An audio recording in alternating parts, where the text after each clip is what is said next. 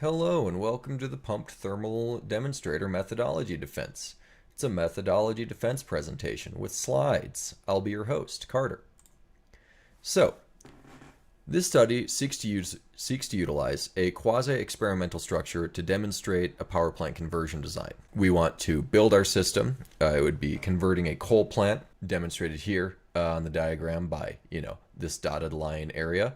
And we want to retrofit in our thermal storage area, which is demonstrated over here with, our hot storage and our cold storage and whatnot. Now, nobody has built a system of this type yet, so that's why we want to do this intervention, because it would add to the body of knowledge and, would be the most cost-effective way to do the study. Now, researchers have already developed a prototype for a new build PTES system. They built it out in the UK, and physics works the same in the United Kingdom as it does here. So building a new system wouldn't really add to our knowledge of how well a new build system works. So doing so would be a little bit redundant for the purpose of this study. So that's why we've chosen to forego it and just do the quasi-experimental single intervention model.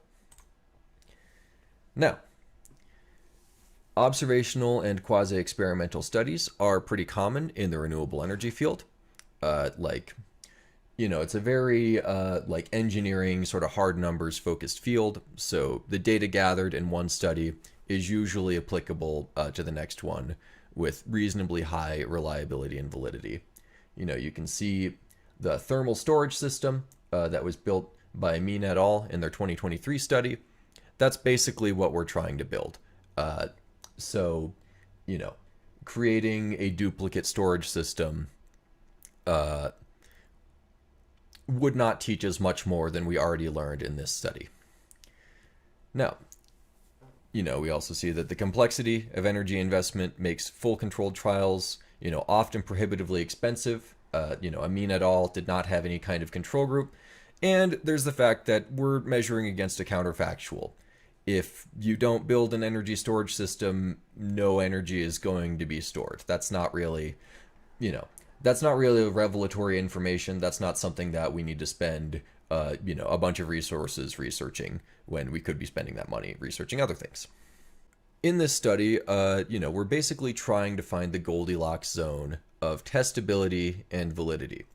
So if we went for a full experimental study, constructing two or more systems would add a lot of complexity and cost to the study without really adding that much knowledge. Like, we'd get some information on construction costs, so that could be useful, but, we already know roughly what the capital costs are, what the components are to do a new build PTES system, and, an accountant could figure out how much it would cost to do in the United States.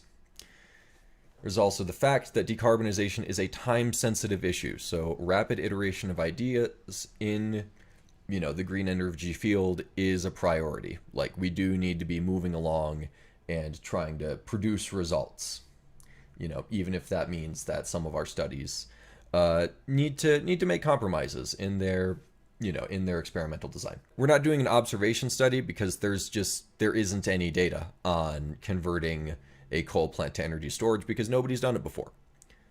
Coal plants have been converted to other kinds of power plants in the past. They normally do this with natural gas, so we know that it is possible to retrofit in a new heat source to a coal plant and, have it come out, as an improvement for the environment. And, a sort of observational study on people, and sort of opinions around energy storage would be useful, and it would be a fun study to do. That's not inside the scope of this study. We're focusing on what the levelized cost of energy storage for our pumped thermal energy storage coal plant retrofit would be. So the central research question of the study is, what are the best practices for the successful implementation of pumped thermal energy storage, and what would the levelized cost of storage be? Levelized cost of storage is how much money you would have to sell the electricity for to pay off the plant over the life cycle of the installation. Demonstrating a grid-scale coal plant conversion to pumped thermal energy storage will create a new data point.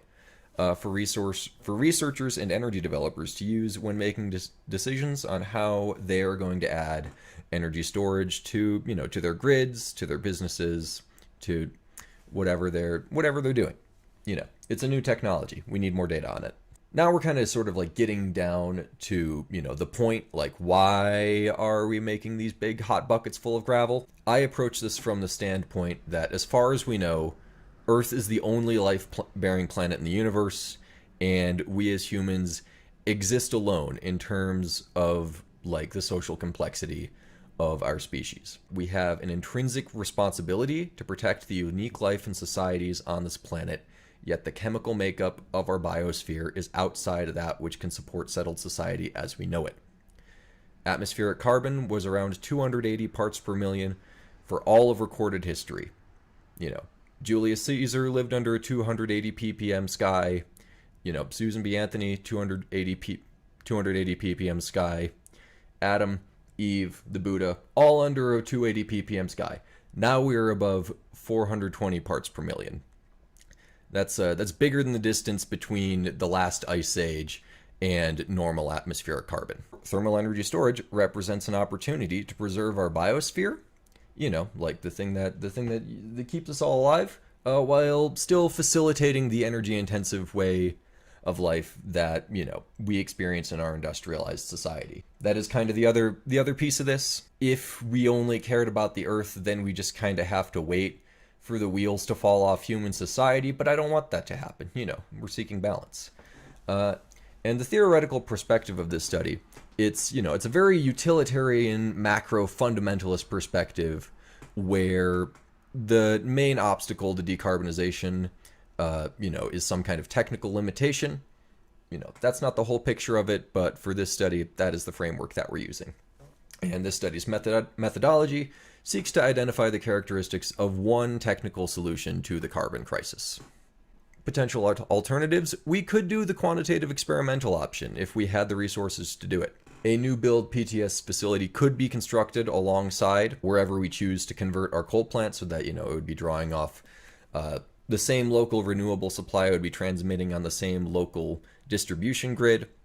So really the only difference is going to be, is it the newly built system, or is it something that you got some free electrical interconnection and a free turbine, but you have to spend more money to make it work with that existing structure? And that's what we're trying to see with this study. We're trying to see if it's a good comparison, and doing so would provide a better apples to apples comparison, especially on the capital and labor costs. However, you have to spend, double or more the resources because you're building 2 power plants instead of just 1. Now, both approaches would build knowledge that would be beneficial to decarbonization.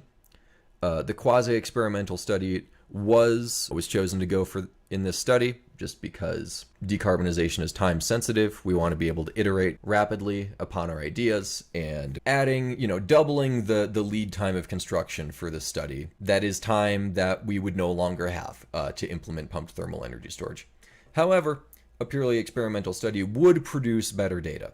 So if we went to the university and they're like, actually, we would rather you do the full study, that would be just fine. It wouldn't be bad at all. It would be good.